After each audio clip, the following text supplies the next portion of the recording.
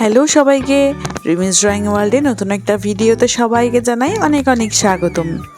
আজকের ভিডিওটা খুবই স্পেশাল হতে চলেছে, কারণ সামনেই তো 25শে বৈশাখ।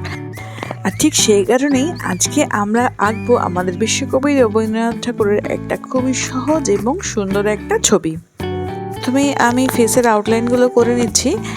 আমি করছি পেন দিয়ে ভিডিও রেকর্ডের সুবিধার্থে, কিন্তু তোমরা অবশ্যই পেন্সিল দিয়ে ড্রয়িংটা করবে, কারণ তোমরা তো জানোই পেন দিয়ে করলে মোছার কোনো সুবিধা থাকে না, কিন্তু পেন্সিল দিয়ে করলে তোমরা ভুল হলেও আবার মুছে ঠিক করতে পারবে। এবার দেখো একে একে চোখ, নাক, মুখ, ঠোঁট, দাড়ি সব করে নেব।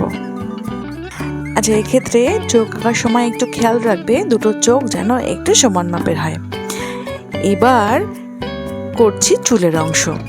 রবীন্দ্রনাথ ঠাকুরের লম্বা চুল এবং দাড়ি এই ড্রয়িংয়ের সব থেকে ইম্পর্টেন্ট পার্ট। এবার করছি চোখের যে মণিটা রয়েছে সেটা একটু দাঁড় করে দিয়েছি পেনের সাহায্যে। করছি এবার চুল, দেখো না তো অনেকটা লম্বা ঢেউ খেলানো চুল ছিল সেটাই। এবার করছি চুলের হালকা কিছু ডিটেইল। এবার এই পাশে করব। এবার করছি আমাদের রবীন্দ্রনাথ ঠাকুরের দাড়ি।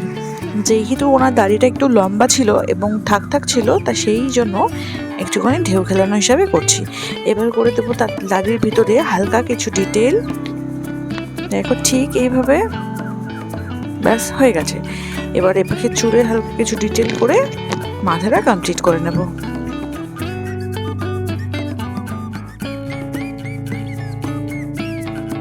ব্যাস মাথার সাইড কমপ্লিট। এবার করছি কাঁধ।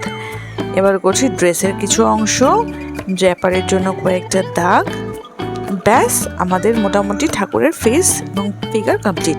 এইবার করছি একটা বই বা গীতবিতান, কারণ রবীন্দ্রনাথ ঠাকুর মানেই তো সাহিত্য আর জ্ঞানের প্রতীক, তাই জন্য করে দিচ্ছি একটা বই।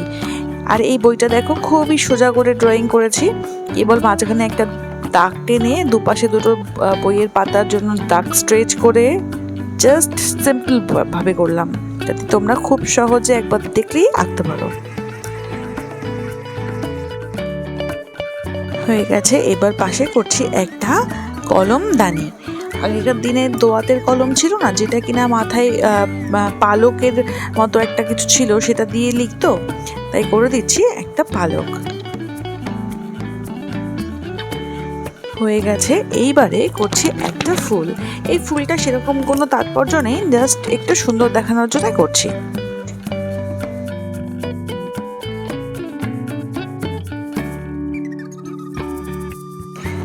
হয়ে গেছে।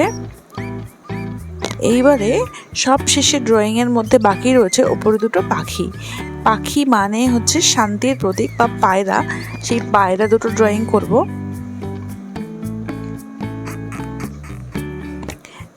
দেখো একটা ইউ এর মতো শেপ দিয়ে জাস্ট সিম্পলি করলাম একটা পাখি, ডানা, পিছনের লেজ, চোখ এবং ঠোঁট। দ্যাটস ইট, আমাদের ড্রয়িং পুরো কমপ্লিট। এই যে আমাদের ড্রয়িং এর ফাইনাল লুক। এবার করব কালার। চলো কালার করি।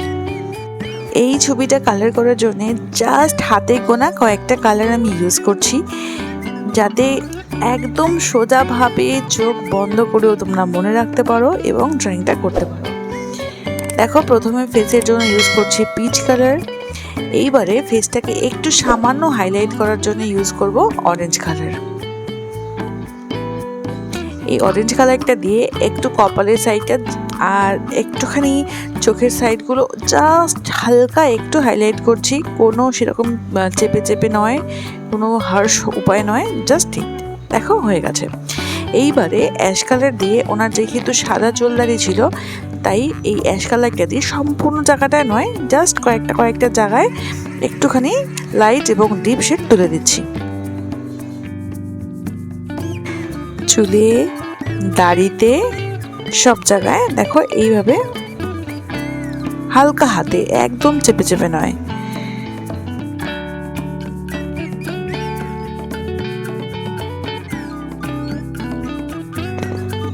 ব্যাস এইবারে আমাদের চুলের ড্রয়িং শেষ। এবার সেই একই অ্যাশ কালার দিয়ে একটুখানি এই যে ড্রেস এমনি যে সাদা জামা কাপড় পরে আছে সেটা একটু করে দিলাম। এইবারে একটু কোবাল্ট ব্লু রং দিয়ে খুবই হালকা কয়েকটা জায়গায় একটুখানি শ্যাডো করে দিচ্ছি।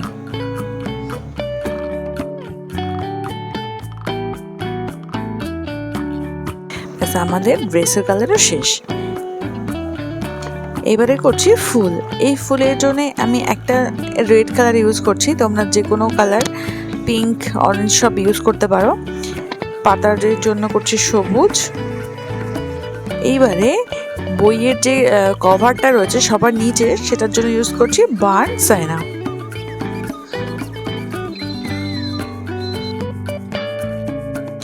তারপরে করছি ইয়েলো অগার।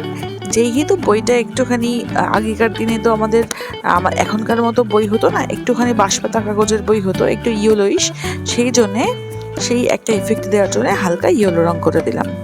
এবার যেহেতু এটা মাটির দোয়াত সেই জন্যে এটা এক সাইডে করলাম ইয়েলো অগার, আরেক সাইডে বার্ন সাইনা। এবার স্কাই রং দিয়ে এই যে ফেদারটা আছে বা পালকটা আছে সেটা করে দিলাম। মোটামুটি আমাদের ড্রয়িংয়ের বা কালারের বেশিরভাগ অংশ করে ফেলেছি। এবার ব্যাকগ্রাউন্ডে একটুখানি একটা ক্রোম ইয়েলো কালার দিয়ে একটা অরা তৈরি করছি। দেখো পুরো ওনার মাথা চারিপাশটা। তারপরে কোবাল্ট ব্লু কালার দিয়ে সেইটাকে আরেকটু মিক্স করে সেই পোর্শনটাকে বাড়িয়ে শেড করে দিচ্ছি। দেখো আমরা তো গল্প করতে করতে প্রায় ড্রয়িংয়ের শেষ পর্যায়ে চলে এসেছি। এবার ব্যাকগ্রাউন্ডে এই হালকা ব্লু কালারটা করলেই আমাদের মোটামুটি ড্রয়িং কমপ্লিট হয়ে যাবে। ড্রয়িংটা তোমাদের কেমন লাগলো অবশ্যই জানিও। যদি ড্রয়িংটা তোমাদের ভালো লেগে থাকে তাহলে লাইক করো, কেমন লাগলো কমেন্ট করে জানিও। আর রিমিস ড্রয়িং ওয়ার্ল্ডের ড্রয়িংগুলো যদি তোমাদের ভালো লেগে থাকে তাহলে সাবস্ক্রাইব করে অবশ্যই পাশে থেকো। সবাইকে আবারও জানাই শুভ রবীন্দ্র জয়ন্তী। এই ড্রয়িংটা কিন্তু তোমরা অবশ্যই বাড়িতে প্র্যাকটিস করো আর তার ছবি কমেন্ট বক্সে ড্রপ করো। এবার দেখো লাস্টে ফাইনাল টাচের জন্য এখানে কিছু বইয়ের লাইন করে দিচ্ছি। তাহলে বলো কেমন লাগলো আজকের ড্রয়িংটা তোমাদের। টাটা, দেখা হবে পরের ক্লাসে।